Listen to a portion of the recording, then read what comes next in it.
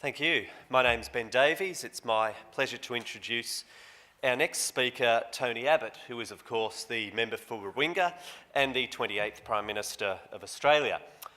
Tony has become increasingly familiar to us at Samuel Griffith conferences in recent years. We are pleased that you keep returning, and I'm sure I speak on behalf of the membership when I say you are always welcome here, and you can always be assured that you are among friends.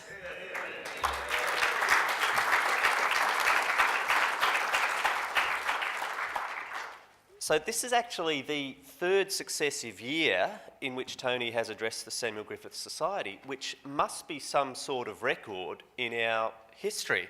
I'm not aware of anyone else who has achieved that feat, and perhaps this trend can continue for a fourth consecutive year. So without being too presumptuous, on the behalf of the board, can I extend an invitation to attend our 2019 conference next year in Melbourne? However, can I do that with the caveat of a few words of advice for anyone considering visiting Melbourne based on what we've heard this weekend? First piece of advice, don't arrive by car.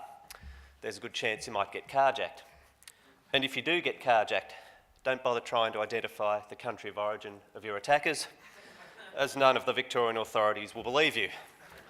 Second piece of advice, don't ride that famous push bike of yours, because the Victorian roads are all overrun with outlaw motorcycle gangs who all fled Queensland under the Newman government. And the third piece of advice when in Victoria, don't even think of saying something controversial that might attract left-wing protesters, thus requiring a police presence to maintain public order, because Victoria Police will send you the bill. That is, if they're not too busy investigating half the state cabinet for serious fraud offences. So Tony's presentation today is on the subject of an Australian Republic? ? The constitutional question is, of course, very close to Tony's heart and of great interest to many of us. It was a question that was, of course, given a decisive answer in 1999, an event in which Tony Abbott, of course, played a very decisive role. Please welcome a great Australian and a great friend of the Samuel Griffith Society, Tony Abbott.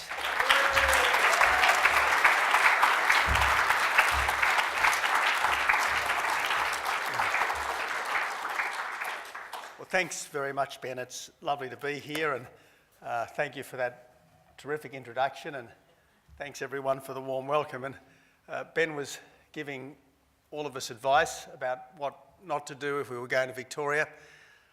He gave me some advice just a few moments before we started. He said, I want to suggest not a 3-word election slogan, but a 7-word election slogan with a 3-word introduction. The 3-word introduction is make things lower, and the full slogan is make things lower, power prices, immigration and taxes. Now,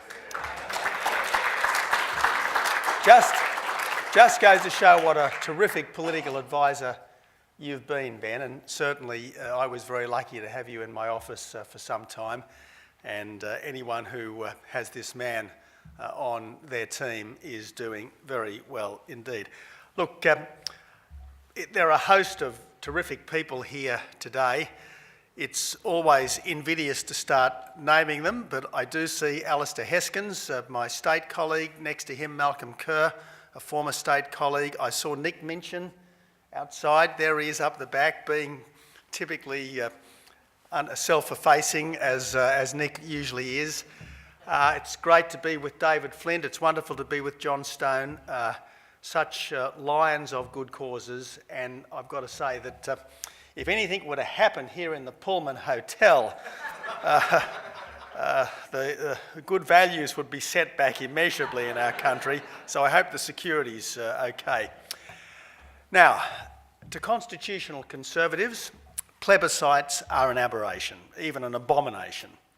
To me, they're sometimes a way to resolve really big questions that do not require constitutional change. But I do agree that plebiscites are completely toxic for anything that can only be resolved by the people at a referendum. There have been 3 plebiscites in our history. The first 2 were during the Great War, seeking public approval for conscription for overseas service. The Commonwealth had the capacity to conscript under the defence power and had done so for military service within Australia. However, Prime Minister Billy Hughes twice took it to the people at a plebiscite because of the gravity of forcing people into combat and because he lacked a clear parliamentary majority to pass legislation. The third plebiscite, a postal one as you know, was last year on same-sex marriage, arising from a decision that I made as Prime Minister. The High Court had earlier held that the Constitution gave the Parliament power to change the traditional definition of marriage. But given the Parliament's previous opposition to it, the divisions in the Liberal national parliamentary ranks and the seriousness of the subject, I thought that the best way to resolve this was via the people. It may make sense to put very serious and deeply personal matters to the people at a plebiscite, but it's altogether different to put a question to the people at a plebiscite if it would then have to go back to the people at a referendum. This is the difference between plebiscites that decide and plebiscites that discredit.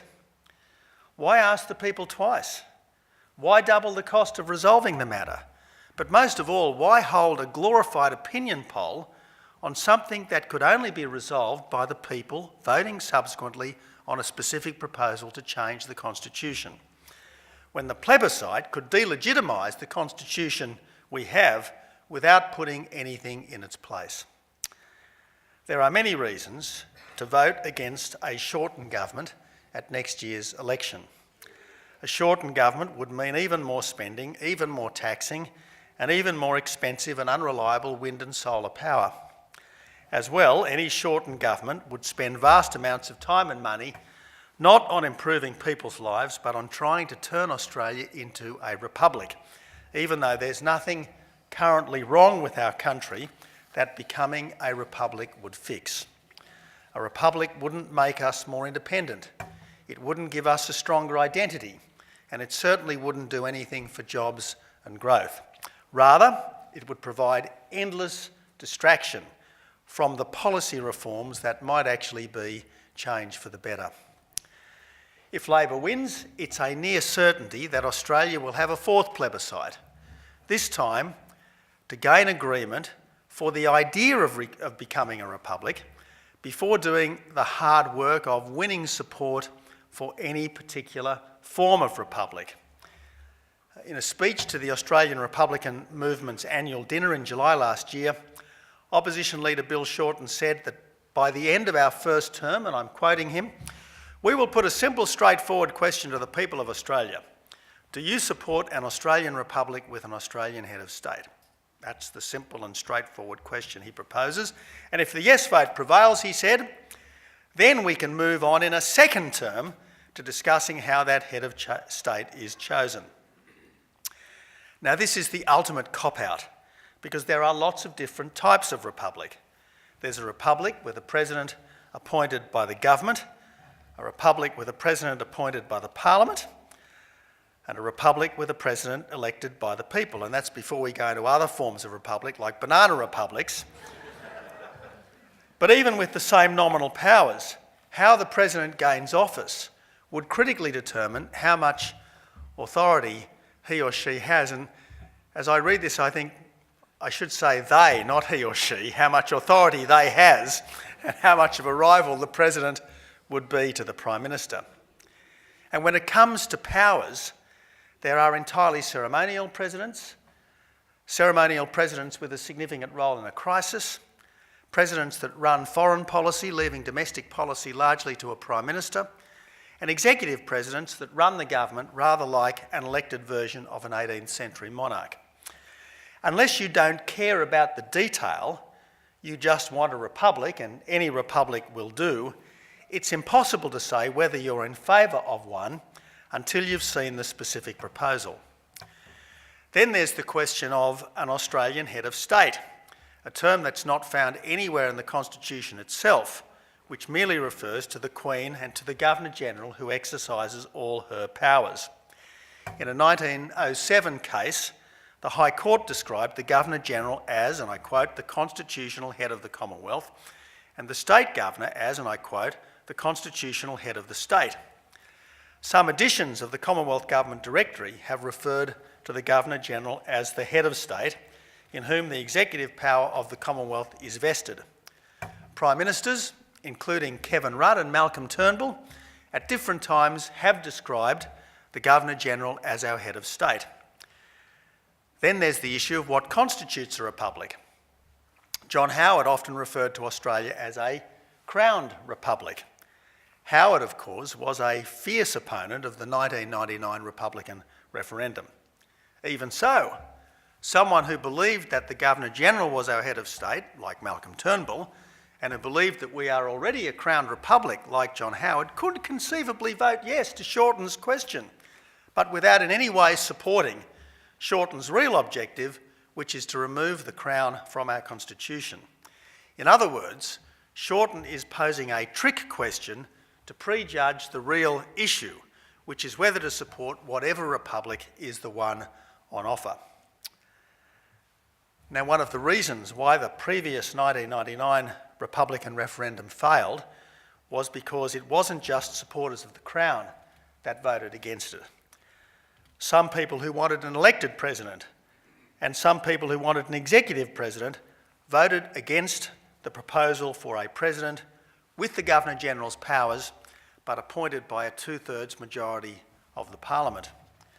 But even this would have been a very significant change to our present system of government, because a president with a bigger parliamentary mandate than the Prime Minister is unlikely to be as politically self-effacing as Governors-General representing the Crown, removable by the Queen on the advice of the Prime Minister. Shorten is correct that a lot of people voted no because of the model, not because of the Republic, but is dead wrong to say that we were given one vote to settle two questions. The question is not whether we support the idea of a republic, but whether we are prepared to support any particular type of republic. No serious person could decide whether to support a republic without knowing what sort of a republic it would be. That would be as silly as agreeing to get married before you knew your potential spouse. Still, posing a loaded question implying that our existing system is not wholly Australian, even though all the Queen's powers are exercisable by the Governor-General, and even though the Australian Constitution can't be changed except by the Australian people, could gull a majority of the public into voting yes on patriotic grounds, even though that would undermine our Constitution without improving it. It would be an exercise in constitutional vandalism. It would be putting a wrecking ball through our Constitution before a replacement is agreed upon. For me, with same-sex marriage, a plebiscite before change was a way to respect something that had stood since time immemorial. For Shorten, with a republic, a plebiscite before change is a way to prejudge something that's yet to be determined. Shorten and his Republican allies should do the hard yards of deciding what type of republic they think could improve our system of government and might gain popular support, and then, only then, seek to put that to the people at a referendum. Only then would it be a fair choice between the system of government we have and that has served us well for over a century versus a specific alternative without the Crown, where Queen Elizabeth and the young royals would be just foreign celebrities rather than a living link to one of the oldest institutions of Western civilisation. Quite apart from people's views on the merits of Australia becoming a republic, there's a fundamental problem with Shorten's proposal for bringing it about. He's putting the cart before the horse, seeking to gain approval for an end without any agreement on the means for making it happen. It's a sneaky, devious, tendentious ploy that should be opposed by everyone concerned to protect constitutional due process regardless of where they stand on the substantive issue. I'm very pleased to say that in 2 recent interviews, Attorney General Christian Porter has described the shortened plebiscite option of an opinion poll first and then sort out the details later. Christian Porter has described this as stupid, dishonest and dumb. It was, he said, like saying to people, you must decide right now whether or not you're going to move house, and I'll tell you later where you're going to live. And he said it should have had much more scrutiny. Indeed, this bears repeating again and again. But there are many shortened proposals that should have had more scrutiny. The proposal to remove negative gearing from residential property investments that would impact on housing values and the rental market.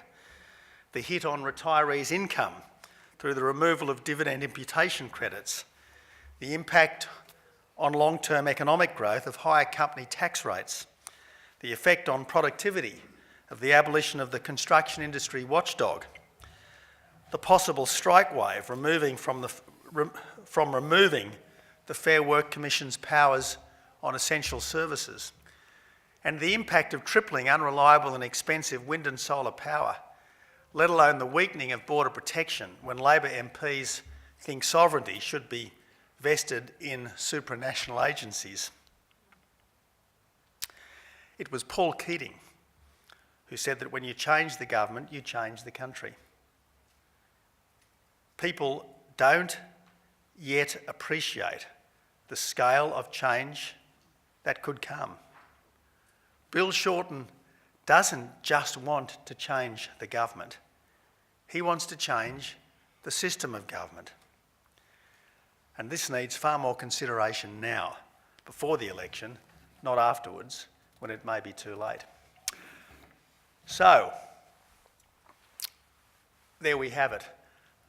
If there is a change of government, there will be a plebiscite.